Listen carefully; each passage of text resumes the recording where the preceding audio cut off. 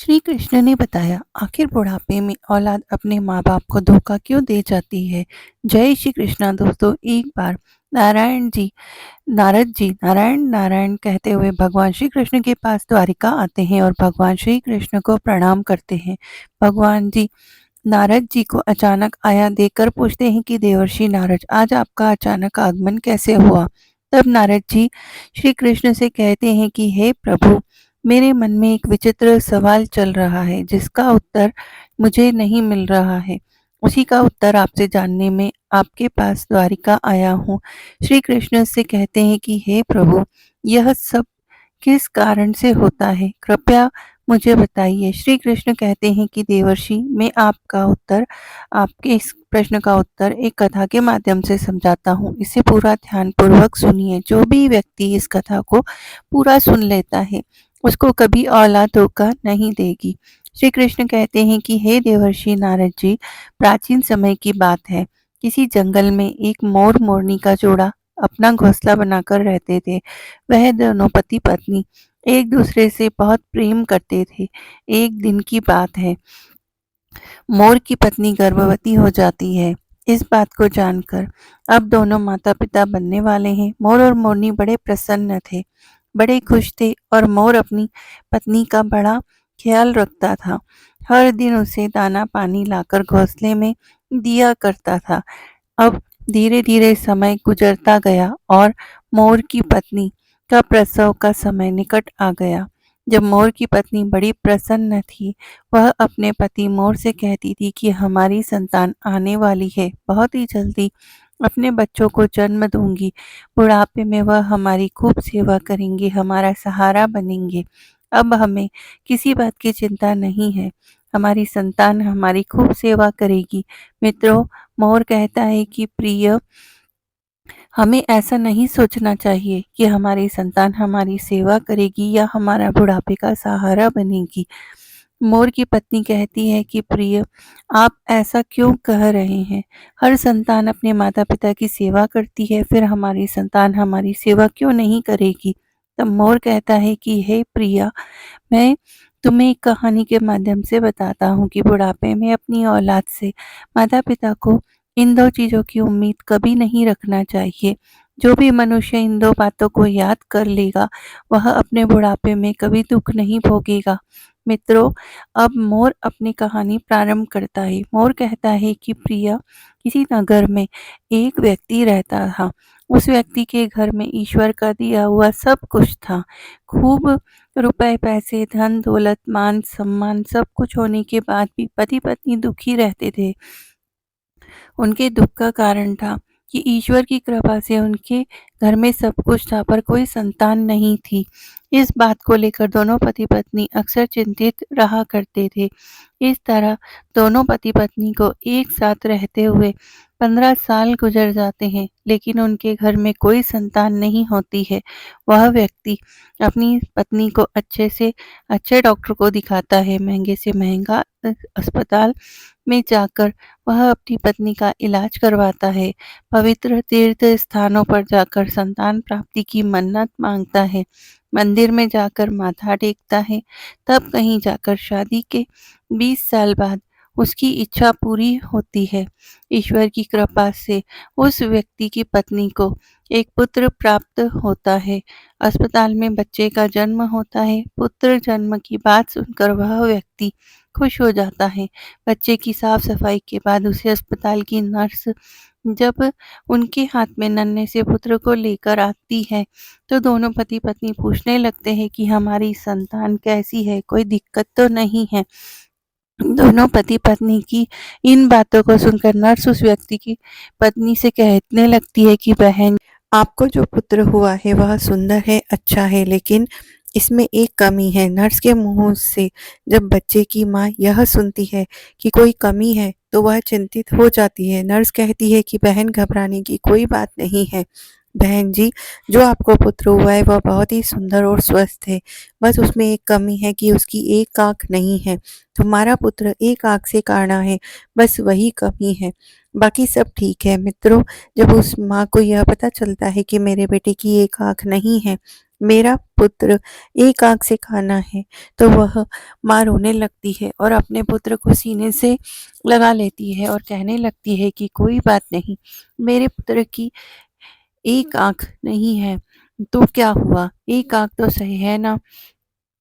पर वह तो मेरे दिल का टुकड़ा है। मेरे लिए दुनिया का सबसे सुंदर बच्चा मेरा पुत्र है मित्रों। माँ के लिए सभी संतान बराबर होती है, चाहे कोई काला हो, कुरूप हो या चाहे कोई गोरा हो और सुंदर। माँ कभी अपने बच्चों का शरीर नहीं देखती है, वह उनकी आत्मा से जुड़ी होती है। माँ उस बालक को देखकर कहती है कि कितना सुंदर है मेरा बच्चा। दोस्तों, उस माँ की इन बातों को सुनकर नर्स की आंखों में आंसू आ जाते हैं और वह ना सोचने लगती है कि यदि परमात्मा को संतान का सुख देना ही है तो इस पुत्र को दोनों आंखें दे देता। माँ कहने लगती है कि कोई बात नहीं, जैसे भी है आखिर है तो मेरा ही बेटा, पर आज इसकी वजह दोनों आंखें सलामत होती तो और भी अच्छा होता। दोनों आंखों के साथ मेरा पुत्र कितना सुंदर लगता। दोस्तों, माँ की इन बातों को वह नर्स सुनती है तो वह कहने लगती है कि बहन जी, यदि आप चाहें तो आपके पुत्र की दोनों आंखें हो सकती हैं। जब यह माँ सुनती है कि उसके बच्चे की दोनों आंखें लग सकती हैं तो वह कहने लगती है कि नर्स मैडम, यह कैसे संभव है? अब नर्स उन्हें बताने लगती है कि ऐसा हो सकता है, उसके लिए आप दोनों माता पिता में से किसी एक को अपनी एक आंख देनी होगी, इससे आपके पुत्र की दोनों आंखें ठीक हो जाएंगी। दोस्तों, नर्स की इस बातों को सुनकर जब वह व्यक्ति सुनता है तो वह कहने लगता है कि कोई बात नहीं नर्स मैडम, हमारे पुत्र की एक आंख तो सही सलामत है, हमारा पुत्र एक आंख से ही दुनिया देख सकता है, दूसरी आंख उसे लगाने की कोई ज़रूरत नहीं है। हमारा पुत्र जैसा भी है अच्छा है। मैं अपनी आंखें दान नहीं कर सकता क्योंकि मेरा घर मेरी मेहनत मजदूरी से ही चलता है। जब मेरी एक आंख नहीं होगी तो कैसे मैं अपने परिवार को पाल पाऊंगा, कैसे इस बच्चे का खर्चा उठा पाऊंगा? यह तो तभी संभव है जब मेरी दोनों आंखें ठीक ठाक होंगी। मैं एक पिता हूँ और अपनी पत्नी और अपने बच्चे को पालने का भार मेरे कंधे पर ही है। अब रही बात मेरे पुत्र के एक आंख की, तो यह सब परमात्मा की देन है। ईश्वर ने जिस रूप में भेजा है वह हमारा पुत्र उसी रूप में ठीक है। दोस्तों, पिता ने तो साफ इनकार कर दिया, लेकिन माँ तो माँ होती है। नर्स से कहती है कि मैडम, यदि ऐसा हो सकता है तो मैं अपनी एक आंख अपने पुत्र को देना ऐसा कहकर वह कहती है कि मेरा क्या है, मुझे तो घर पर ही रहना है, लेकिन मेरे बेटे को तो अपना पूरा जीवन काटना है। इसलिए नर्स मैडम, मैं अपनी एक आंख अपने पुत्र को देना चाहती हूँ। तब वह व्यक्ति अपनी पत्नी से कहता है कि इस तरह तो तुम काणी हो जाओगी। तो वह माँ कहती है कि मुझे मंजूर है, मैं एक आंख से कानी हो जाऊं, लेकिन अपने पुत्र को दोनों आंखों के साथ देखना चाहती हूँ। मेरी एक आंख ले लो और मेरे बेटे को लगा दो। मेरे बेटे की जब दोनों आंखें होंगी तो दोनों आंखों के साथ वह कितना सुंदर लगेगा। मैं अपने पुत्र को एक आंख दान में देना चाहती हूँ। दोस्तों, इस प्रकार माँ के कहने पर डॉक्टर उसकी एक आंख निकाल कर उसके पुत्र को लगा देते हैं। इस तरह पुत्र की दोनों आंखें सही हो जाती हैं और माँ एक आंख पुत्र को देने के बाद एक आंख से काणी हो जाती है। दोस्तों, मोर आगे अपनी पत्नी से कहता है कि प्रिय, कुछ दिन तक ये दोनों लोग अस्पताल में रहते हैं। अब दोनों माँ बेटे स्वस्थ हो जाते हैं तो अस्पताल से माँ बेटे को छुट्टी मिल जाती है। इस प्रकार वह व्यक्ति अपनी पत्नी और पुत्र को लेकर अपने घर जाता है और दोनों पति पत्नी मिलकर अपने पुत्र का पालन पोषण करने लगते हैं। इस प्रकार अपने बच्चे का पालन पोषण करते हुए उनका पुत्र 5 साल का हो जाता है। सब कुछ अच्छा चल रहा होता है, तभी एक दिन उस बच्चे के पिता की किसी सड़क दुर्घटना में प्राण चले जाते हैं। जब उसकी पत्नी को अपने पति की मौत की खबर मिलती है तो वह बेचारी दहाड़े मारकर रोने लगती है। वह सोचने लगती है कि मेरा 5 साल का बच्चा है, घर में एक ही कमाने वाले थे, वह भी मुझे छोड़कर चले गए। अब मैं इस बच्चे का पालन पोषण कैसे करूँगी? अब यह सोच कर वह ज़ोर-ज़ोर से रोने लगती है। उसका रोना-धोना सुनकर आस-पड़ोस के लोग आ जाते हैं और उस लाचार माँ को धीरज बंधाते हैं, उसे धीरज रखने को कहते हैं और किसी तरह समझा-बुझाकर उस व्यक्ति का अंतिम संस्कार करते हैं। दोस्तों, इस प्रकार वह लाचार माँ अपने 5 साल के बच्चे के साथ जीवन बिताने लगती है। घर में जो जमा पूँजी थी वह सब संतान को पालने में और उसकी चाहत में, इलाज करने में पहले ही खर्च हो चुकी थी। पति की मृत्यु के बाद जो भी बचत थी वह पति के अंतिम संस्कार में चली जाती है। इस प्रकार वह माँ दूसरों के घरों में झाड़ू पोछा करके, दूसरों के घर में बर्तन मांजकर अपने पुत्र का पालन पोषण करने लगती है। वह माँ दूसरों के घरों में झाड़ू पोछा करती है, दूसरों के घरों में बर्तन साफ करती है, लेकिन अपने पुत्र को कोई दुख तकलीफ नहीं होने देती है। वह दूसरों के घरों में नौकरानी बनकर पैसा कमाती है और अपने पुत्र को खेलने के लिए अच्छे-अच्छे खिलौने लेकर आती हैं। अपने पुत्र को अच्छे-अच्छे वस्त्र लाकर देती है, हर समय अपने बच्चे के साथ परछाई की तरह बनी रहती है। जब उसका बेटा थोड़ा बड़ा हो जाता है, जब वह 6 साल का हो जाता है, तो एक दिन वह माँ अपने बेटे को लेकर एक विद्यालय में पहुँचती है और उसे विद्यालय के प्रधानाचार्य से विनय पूर्वक कहती है कि भाई साहब, मुझे अपने बेटे का इस विद्यालय में दाखिला कराना है। दोस्तों, वह माँ विद्यालय में अपने बच्चे का एडमिशन करने जाती है। वह विद्यालय उस नगर के एक प्रसिद्ध विद्यालय होता है। उस विद्यालय में अमीर लोगों के बच्चे पढ़ते थे।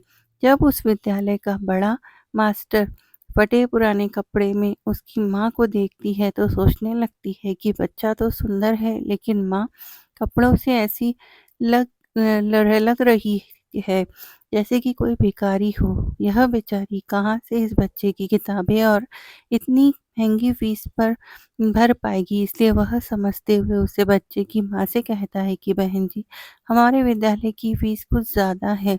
हमारे विद्यालय में अमीरों के बच्चे पढ़ते हैं, इसलिए बेहतर होगा कि आप अपने बच्चे का एडमिशन किसी सरकारी स्कूल में करा दें। मास्टर जी की इन बातों को सुनकर माँ कहने लगती है कि सर जी, आप पैसों की चिंता मत करिए, आपकी जो भी फीस होगी उसे मैं समय से जमा कर दिया करूँगी। मेरा इकलौता बालक है और मैं चाहती हूँ कि मेरा बच्चा पढ़ लिख कर बड़ा डॉक्टर बन जाए, इसलिए मैं इसे आपके विद्यालय में लेकर आई।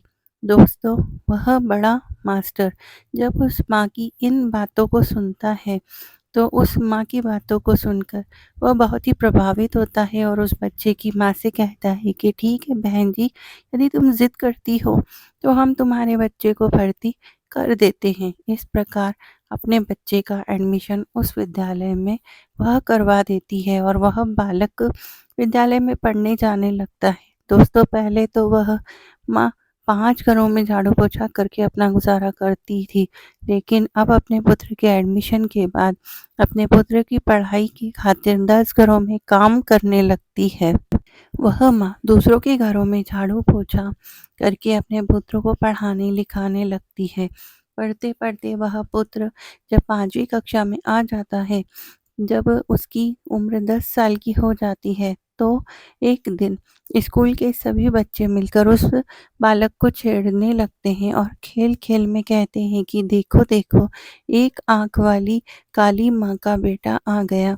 उसकी माँ एक आँख से कानी थी। दोस्तों, वह लड़का जब अपने सहपाठियों की इन बातों को सुनता तो क्रोध से भर जाता है और उसे बहुत बुरा लगता है। जब विद्यालय की छुट्टी होती है तो छुट्टी के समय हमेशा की तरह उसकी माँ उसे लेने आती है। तो आज भी वह एक आँख से कानी माँ अपने बेटे को स्कूल लेने आई थी। तो वह लड़का अपनी माँ से कहता है कि माँ, कल से मुझे विद्यालय में छोड़ने मत आना और बुलाने भी मत आना। जब माँ पूछती है कि पुत्र क्या बात हो गई, तुम ऐसा क्यों कह रहे हो, तो लड़का कहने लगता है कि माँ, तुम्हारी सूरत ठीक नहीं है, तुम एक आँख से कानी हो। तुम जब मेरे साथ विद्यालय में आती हो तो मेरे साथ के लड़के मेरा मजाक उड़ाते हैं और तुम्हारी वजह से मुझे शर्मिंदा होना पड़ता है। तुम ऐसी हो, वैसी हो, इस तरह की बातें करते हैं। दोस्तों, वह लड़का अपनी माँ से दुनिया भर की शिकायतें करता है। जब वह माँ अपने पुत्र के मुख से इन बातों को सुनती है तो उसे बहुत दुख होता है, लेकिन अपने पुत्र की इन बातों को सुनकर वह चुप रहती है और अपने पुत्र की बातों को सहन कर लेती है। माँ कहती है कि कोई बात नहीं पुत्र, तुम चाहते हो तो मैं तुम्हारे साथ कल से विद्यालय नहीं आऊँगी, लेकिन तुम अकेले विद्यालय कैसे आ पाओगे? अपनी माँ की इन बातों को सुनकर वह पुत्र कहता है, माँ, अब मैं बड़ा हो गया हूँ और अब मैं इस काबिल हो चुका हूँ कि मैं अकेला विद्यालय आ सकता हूँ। इसलिए तुम्हें मेरे साथ विद्यालय आने की कोई ज़रूरत नहीं है। अपने पुत्र की इन बातों को सुनकर वह कहती है, ठीक है पुत्र, आज के बाद मैं तुम्हारे स्कूल में तुम्हारे साथ नहीं आऊँगी। लेकिन बेटा, तुम सावधानी से घर आना। तुम्हारे पिता की सड़क दुर्घटना में मौत हुई थी। यह सोचकर मुझे डर लगता है। पुत्र कहता है कि माँ, तुम चिंता मत करो। मुझे कुछ नहीं होगा। मैं अकेला ही आया जाया करूँगा। दोस्तों, उस दिन के बाद से वह पुत्र अकेला ही विद्यालय आने जाने लगता है। जैसे-जैसे पुत्र बड़ा होता है, वैसे-वैसे पुत्र के खर्च भी बढ़ने लगते हैं। जैसे-जैसे पुत्र के खर्चे बढ़ गए, वैसे-वैसे उसकी माँ पर बोझ भी बढ़ता चला जाता है। दोस्तों, धीरे-धीरे समय गुज़रता चला गया और इस प्रकार वह लड़का विद्यालय की पढ़ाई पूरी कर लेता है और उसकी पूरी क्लास में सबसे अच्छे नंबर आते हैं। इसके बाद वह आगे की पढ़ाई करने के लिए शहर चला जाता है। जब पुत्र शहर में जाता है तो उधर उसकी माँ जो पैसा कमाती थी वह पैसा कम पड़ने लगते हैं, क्योंकि पहले तो सिर्फ किताबों की फीस का खर्चा था, लेकिन अब बेटा शहर में चला जाता है तो उसके साथ भी खर्च बढ़ जाते हैं। लेकिन उस माँ ने हार नहीं मानी। पहले जहाँ 15 घरों में काम करती थी, अपने बेटे का खर्च पूरा करती थी, वहीं पुत्र के शहर जाने के बाद वह 30 घरों में बर्तन साफ करने लगी और झाड़ू पोछा करती है। दिन भर मेहनत करती है और मेहनत करते-करते रात को 11 बज जाते थे। तब जाकर उस बेचारी के बेटे के लिए महीने का 5,000 भेज पाती है और वह इसलिए अपनी मेहनत करती है कि एक दिन उसका बेटा पढ़ लिख कर बड़ा डॉक्टर बन जाएगा तो मुझे सुख मिलेगा। एक ना एक दिन मुझे भी आराम मिलेगा। आज मेरी मेहनत से मेरा बेटा डॉक्टर बन जाएगा तो मेरे बेटे के साथ रहकर मैं भी सुखी रहूँगी।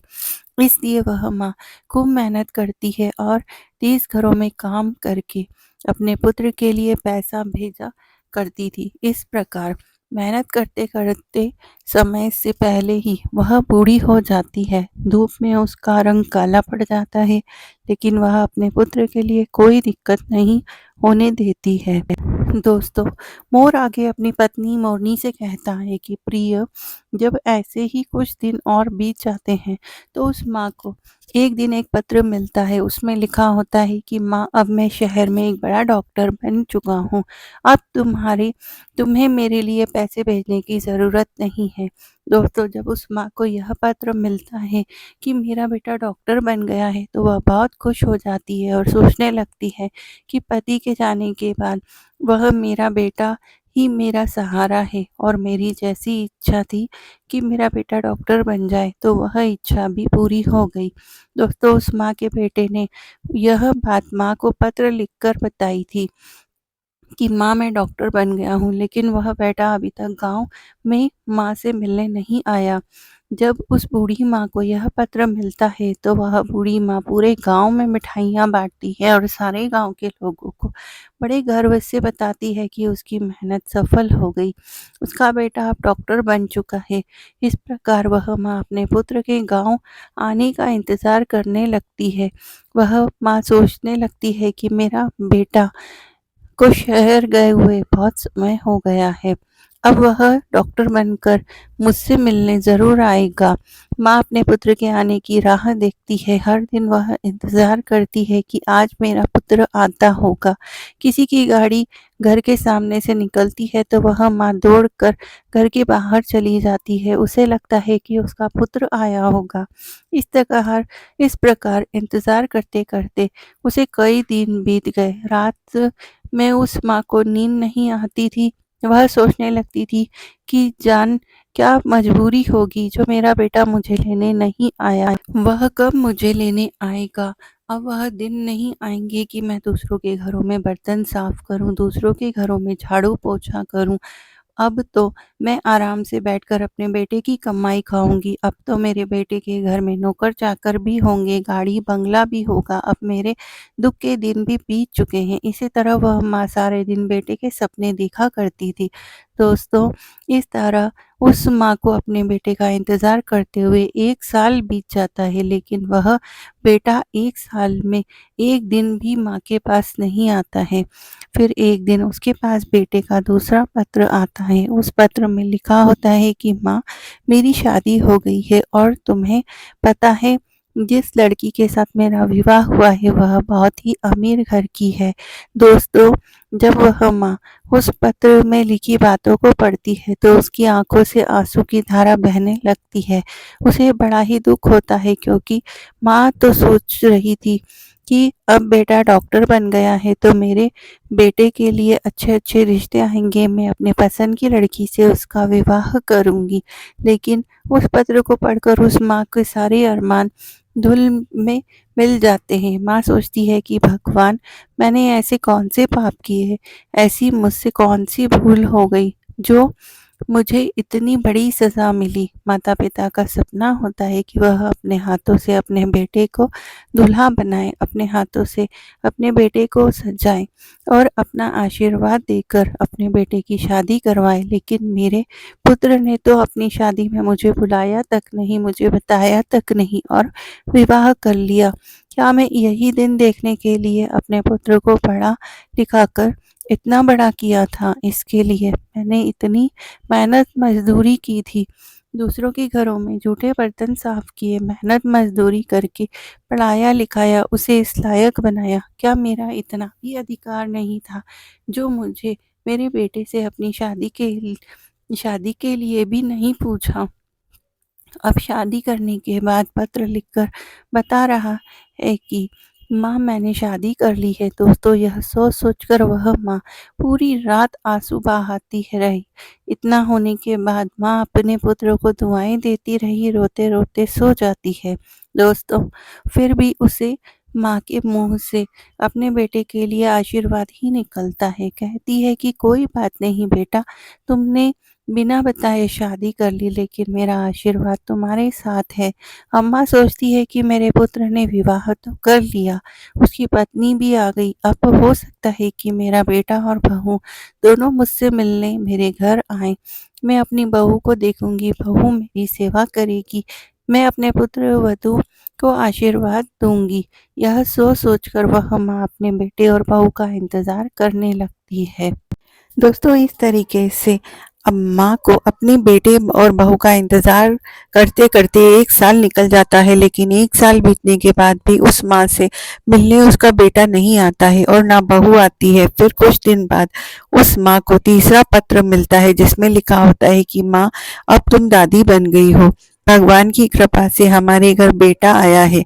दोस्तों, जब यह खबर उस माँ को मिलती है तो उसका धैर्य जवाब दे जाता है, उसकी सहन शक्ति जवाब दे जाती है। माँ का पुत्र बड़ा डॉक्टर बन जाए, विवाह कर ले और उसका बेटा हो जाए और उसकी माँ को पता ना चले तो उसके दिल पर क्या बीतेगी। जिस पुत्र का जीवन बनाने के लिए उसने अपना सब कुछ कुर्बान कर दिया, उस पुत्र का वर्षों से चेहरा न देखा हो और अपने पुत्र के लिए व्याकुल होना स्वाभाविक है।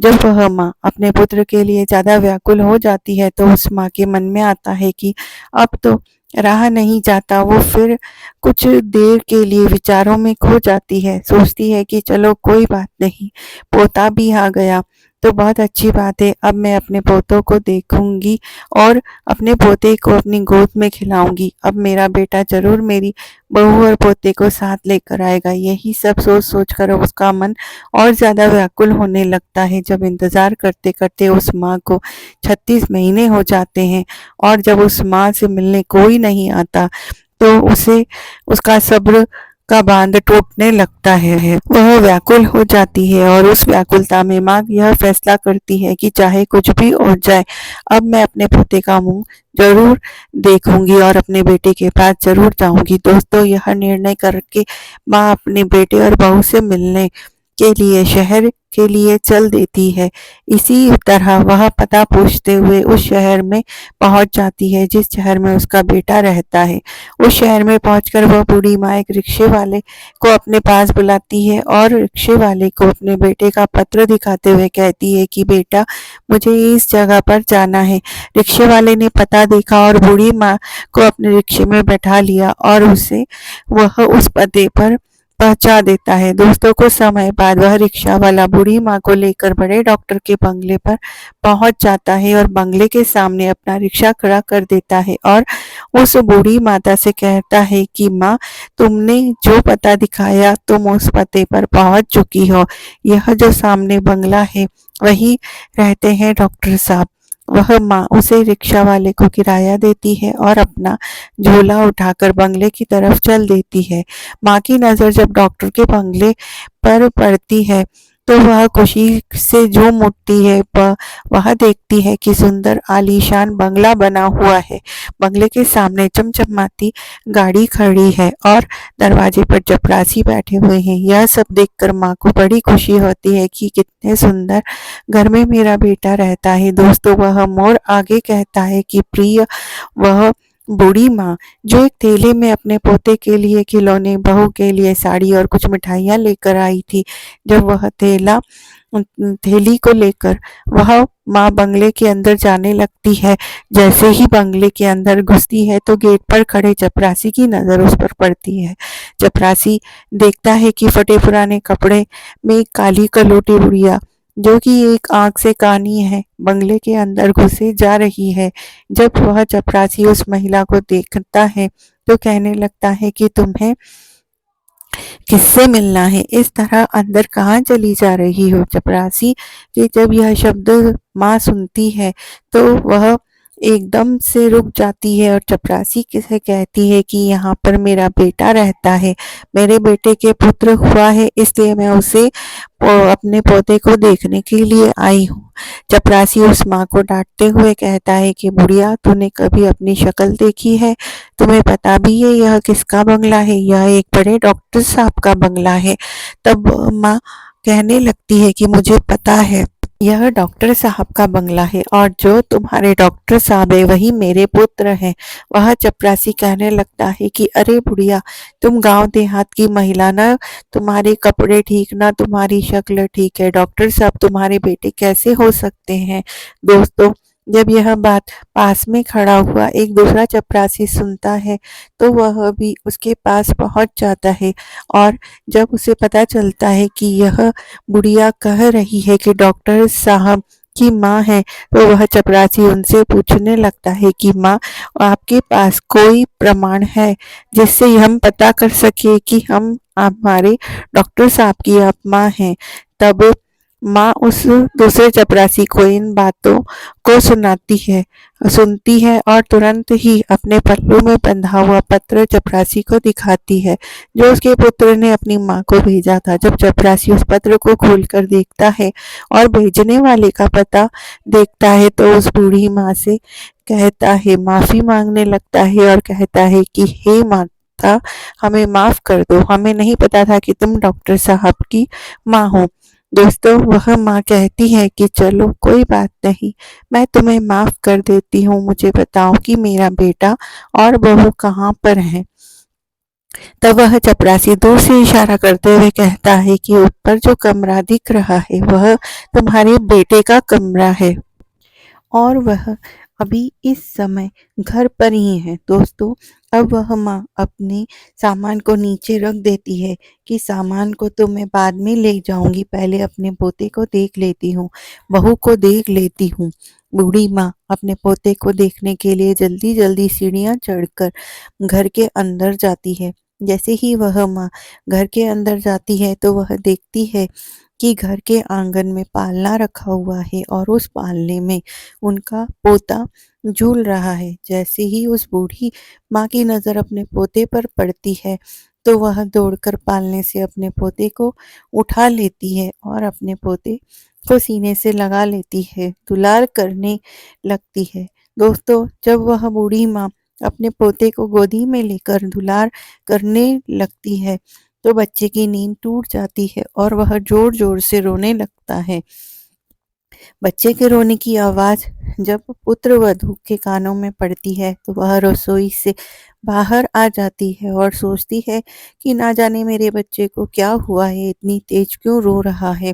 जब वह रसोई से निकलकर आंगन में आ जाती है तो अपने बच्चे को एक भिखारी जैसी दिखने वाली बुढ़िया के हाथों में देखती है तो वह चिल्लाने लगती है। अपने पति को आवाज देती है कि सुनिए जी, कोई काली कलूटी बुढ़िया जो एक आंख से कानी है वह हमारे बच्चे को चुराने आई है। पत्नी का चिल्लाना सुनकर पति भी नीचे आ जाता है तो पति के आते ही बहू अपने बच्चे को बूढ़ी माँ से छीनकर अपने सीने से लगा लेती है और अपने पति से कहती है कि तुमने घर में कैसे चपरासी रखे हैं, कोई भी हमारे घर में घुसा चला आता है, देखो यह भिखारी बुढ़िया हमारे बच्चे को चुराने आई है। दोस्तों, वह बूढ़ी माँ कहती है कि बहू, मैं चोर नहीं हूँ, मैं तो तुम्हारी सास हूँ और यह तुम्हारे पास जो खड़ा है वह मेरा बेटा है। तुम्हारी गोद में जो खेल रहा है वह मेरा पोता है। मैं भला पोते को चुराकर कहाँ ले जाऊंगी। जब माताजी की इन बातों को सुनती है तो वह अपने पति से कहती है कि क्या यह बुढ़िया क्या कह रही है, क्या सच में यह भिखारी जैसी दिखने वाली आपकी माँ है क्या? ऐसे ही गरीब परिवार में आपने जन्म लिया है। मुझे पहले तो कभी आपने नहीं बताया कि आपकी कोई माँ भी है। जब बेटा अपनी पत्नी की इन बातों को सुनता है तो कहने लगता है कि यह बुढ़िया झूठ बोल रही है, यह मेरी माँ नहीं है। इस संसार में मेरा एक ही सहारा था, आज वो भी छूट गया। दोस्तों, वह माँ समझ जाती है कि मेरे पुत्र ने बड़े घर की बेटी के साथ विवाह किया है, मेरा बेटा बड़े पद पर पहुंच गया, इसलिए मुझे पहचानने से इनकार कर रहा है। माँ ने कहा, बेटा कोई बात नहीं, मुझे लगा कि तुम मेरे पुत्र हो, इसलिए मैं तुम्हारे पास चली आई, क्योंकि तुम्हारे जैसा एक मेरा भी पुत्र है जिसे मैंने मेहनत मजदूरी करके डॉक्टर बनाया, जो मेरे जीने का सहारा था। लेकिन अब मुझे पक्का यकीन है कि तुम मेरे बेटे नहीं हो सकते, मुझसे गलती हो गई। दोस्तों, इतना कहकर वह माँ रोते रोते घर की सीढ़ियों से नीचे उतरने लगी और सोचने लगी कि बुढ़ापे में एक ही सहारा था और वह भी आज मुझसे छूट गया। एक आस थी, वह भी टूट गई।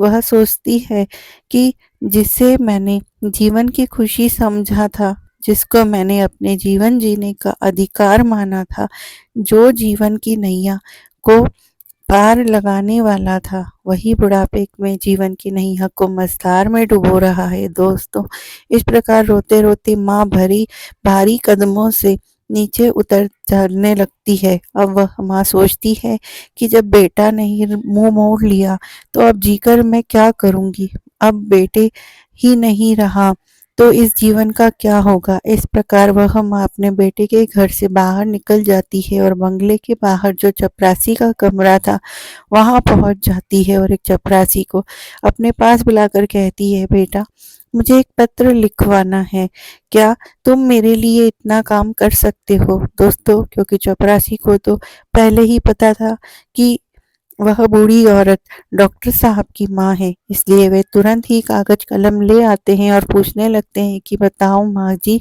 मुझे क्या लिखना है। इस तरह बूढ़ी माँ बोलती जाती है और वह चपरासी लिखता जाता है, जब वह पत्र पूरा लिख देता है तो वह माँ उस चपरासी से कहती है, बेटा मुझे बहुत जोरों की प्यास लगी है, क्या तुम मेरे लिए थोड़ा पानी ला सकते हो? दोस्तों, उस माँ के कहने पर चपरासी तो बूढ़ी माँ के लिए पानी लेने चला जाता है और इधर वह बूढ़ी माँ अपनी साड़ी पंखे में डालकर आत्महत्या कर लेती है। जब चपरासी वापस लौटता है तो कमरे का नजारा देखकर हैरान रह जाता है। चपरासी ने देखा कि वह माताजी फांसी के फंदे पर झूल रही है। अब तुरंत ही वह जाकर यह खबर डॉक्टर साहब को देता है। इस खबर को सुनकर वह पति पत्नी दौड़े दौड़े उस कमरे में आते हैं। आगे आगे डॉक्टर साहब, पीछे पीछे पत्नी दौड़ती है। जब वह पुत्र अपनी माँ को इस हालत में देखता है तो अपनी माँ को देखकर उसके पैरों तले जमीन खिसक जाती है। दोस्तों, वह पुत्र अपना माथा पकड़ लेता है और सिर पकड़कर जमीन पर बैठ जाता है। वह सोचने लगता है कि मुझे नहीं पता था कि मेरी बातें मेरी माँ को इतनी बुरी लगेंगी कि मैं तो अपनी पत्नी को झूठी शान शौकत न दिखाने के कारण माँ को पहचानने से इनकार कर रहा था, इसलिए कह रहा था कि मेरा कोई नहीं है। मुझे डर था कि मेरी असलियत जानकर मेरी पत्नी मुझे छोड़कर चली ना जाए, इसलिए मैं अपनी माँ को पहचान नहीं रहा था। लेकिन तुमने तो मेरे झूठ को सच बना दिया। एक बार पुत्र की मजबूरी के बारे में सोचा होता।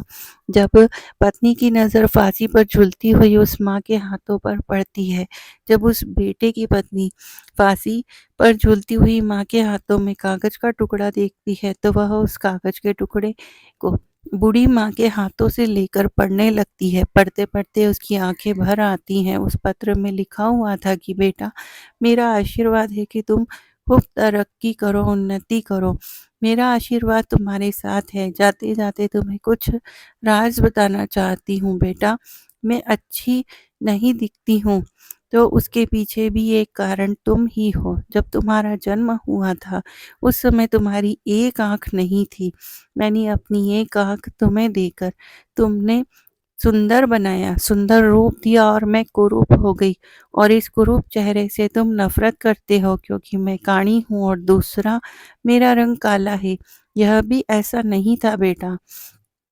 आज तुम जिस मुकाम पर बैठे हो उस मुकाम पर तुम्हें पहुंचाने के लिए मैंने दिन रात मेहनत की। मैंने कभी नहीं देखा कि कितनी गर्मी है, सर्दी है। तुम्हें पढ़ाने लिखाने के लिए, तुम्हारे घर जुटाने के लिए मैं काली कलूटी हो गई, उसका भी मुझे कोई मलाल नहीं है। तुम सुंदर हो इसकी तुम मुझे खुशी है। मैं तो तुम्हें देखना चाहती थी, अपने पोते को देखना चाहती थी, अपनी बहू से मिलना चाहती थी, इसलिए मैं शहर चली आई। क्योंकि तुमने तो कभी गांव आकर मेरा हाल भी नहीं पूछा। लेकिन जब मैं स्वयं चलकर तुमसे मिलने आई तो तुमने तो मुझे पहचानने से ही इनकार कर दिया। इसलिए लगा कि अब दुनिया में मेरा कोई नहीं है, अब जीने का कोई उद्देश्य नहीं है, सब खत्म हो गया है। जब कोई रहा नहीं तो मेरे जीने का क्या फायदा? बेटा, जाते जाते ईश्वर से प्रार्थना करती हूँ कि तुम सदा खुश रहो, तुम्हारी संतान खुश रहे। दोस्तों, जब उस बेटे की पत्नी को यह पत्र पढ़कर अपने पति को सुनाती है तो उस बेटे का सिर शर्म से झुक जाता है। उसे अपने आप से घृणा होने लगती है कि जिस माँ ने मेरी जिंदगी बनाने में अपना सब कुछ न्यौछावर कर दिया, वही माँ आज मेरी चौखट पर मुझसे मिलने आई तो मैंने एक गिलास पानी तक नहीं पूछा। इस प्रकार दोनों पति पत्नी अपनी गलती के लिए उस मरी हुई माँ से माफी मांगते हैं। लेकिन अब क्या हो सकता है, वह माँ तो उनकी माफी सुनने के लिए वहां मौजूद नहीं थी, उनसे बहुत दूर जा चुकी थी, जहां से कोई नहीं आता। दोस्तों, अब डॉक्टर साहब के जीवन में सिर्फ पछतावा ही रह गया था। कैसी है ये दुनिया। कुछ लोगों के जीवन में माँ नहीं होती तो वह सारे जीवन माँ के लिए तरसते हैं, और जिसके जीवन में माँ होती है तो वह उस माँ के बच्चे कदर नहीं करते। मित्रों, पत्नी और बच्चे दोबारा मिल सकते हैं पर माँ दोबारा नहीं मिल सकती है। एक संतान ही माता पिता के जीने का सहारा होती है, बुढ़ापे की लाठी होती है। ऐसे में जब बेटा ही अपने धन के नशे में, अपने पद के नशे में माता पिता को पहचान जानने से इनकार कर देता है या अपने माता-पिता को भुला देता है या घमंड में आकर उनका अपमान कर देता है, तो दुनिया में माता-पिता को सबसे बड़ा दुःख ऐसे ही बेटों से होता है। माता-पिता अपने संतानों का भविष्य बनाने के लिए, उन्हें सफल बनाने के लिए अपना पूरा जीवन लगा देते हैं और जब वही संतान धन और पद के नशे में अपने माँ-बाप को अपमान करते हैं, तो उन्हें बहुत ही पीड़ा होती है दोस्तों। मोर आगे कहता है कि प्रिय, यदि आपके माँ-बाप हैं, तो उनकी कद्र करना चाहिए, क्योंकि मनुष्य की सफलता में माँ-बाप का ही योगदान होता है। कुछ मूर्ख बच्चे पूछते हैं कि माँ, तुमने हमारे लिए किया ही क्या है? अरे मूर्ख बच्चों, जो कुछ किया है माता-पिता ने ही तो किया है। तुमको बनाया है, तुमको पढ़ाया-लिखाया, तुम्हें पालने में दुःख उठाए हैं माता-पिता को भूलकर। तुम तो अपने आप को भूल गए। बच्चा यह भूल जाता है कि माता-पिता के अतिरिक्त दुनिया में दूसरा कोई नहीं है जो उनका भला चाहेगा। माता-पिता मर के भी तुम्हारा भला ही चाहेंगे, और सब लोग जो तुम्हारे अपने होंगे, होने का दावा करेंगे, वह सिर्फ एक निश्चित समय तक और एक मतलब तक ही तुम्हारा भला चाहते हैं। लेकिन माता-पिता के बिना स्वार्थ के जीवन भर तुम्हारा हित चाहते हैं। दोस्तों, मोर आगे कहता है कि हे प्रिया, एक पुत्र को जन्म देने के लिए एक स्त्री अपनी सुंदरता को खो देती है, लेकिन वही पुत्र जब जवान होता है, जब उसकी शादी हो जाती है, तो वही पुत्र अपनी पत्नी की सुंदरता में अपने माता-पिता को खो देता है। माता-पिता अपनी संतान के सुखों के लिए सब कुछ त्याग देते हैं, लेकिन जब बच्चे बड़े हो जाते हैं, कुछ देने के काबिल हो जाते हैं, तो हमें क्या देते हैं? सिर्फ आंसू, लाचारी, दुःख और अकेलापन। मित्रों, जो संतान माता-पिता को सिर्फ इसलिए भुला देती है कि उनके बुढ़ापे को देखकर आपके मित्रों में आपकी इज़्ज़त कम हो जाती है, तो यह उनकी सबसे बड़ी भूल है। श्री कृष्ण कहते हैं कि उम्र के इस पड़ाव पर पहुँचने के बाद आपकी और आपके मित्रों की भी यही हालत होगी। आपका भी रूप और जवानी इसी तरह की हो जाएँगी। आपके भी उस रूप को देखकर लोग आपसे नफ़रत करने लगेंगे। प्रिय मित्रों, श्री कृष्ण आगे कहते हैं कि प्रिय, जवानी में माता-पिता को औलाद से किन-किन चीज़ों की उम्मीद भूलकर भी नहीं करना चाहिए। ध्यान देकर सुनिए। नंबर 1, कि अपनी औलाद आपके बुढ़ापे में बूढ़े होने पर आपका सहारा बन सकती हैं। इस बात की उम्मीद बिल्कुल ना करें। इसलिए पहले से ही आप अपने आप को मजबूत बनाकर रखें। अपने आप को स्वयं सँभालने में सामर्थ्य हो। कुछ जमा पूँजी इकट्ठी करके रखें। नंबर 2, कभी इस बात का भ्रम ना करें कि आपकी संतान आपको नहीं भूलेगी। पत्नी और बच्चों के प्रेम में पड़कर, पद प्रतिष्ठा के नशे में वह आपको भी भूल सकते हैं। इसलिए उनसे उतनी ही उम्मीद रखिए जितनी उनके दूर होने पर उनको दुःख ना दे। मित्रों, हमारी आज की यह कहानी यहाँ समाप्त होती है। हम उम्मीद करते हैं कि आपको हमारी आज की कहानी पसंद आई होगी और आप इसे ढेर सारी प्रेरणा लेंगे। तो दोस्तों, आपने आज के इस वीडियो से क्या सीखा, और दोस्तों आपको ये कहानी कैसी लगी, कृपया कमेंट करके ज़रूर बताइए। वीडियो पसंद आया हो तो लाइक शेयर कीजिए और अपने दोस्तों के साथ ज़्यादा से ज़्यादा शेयर करके कमेंट बॉक्स में जय श्री कृष्णा ज़रूर लिखिए।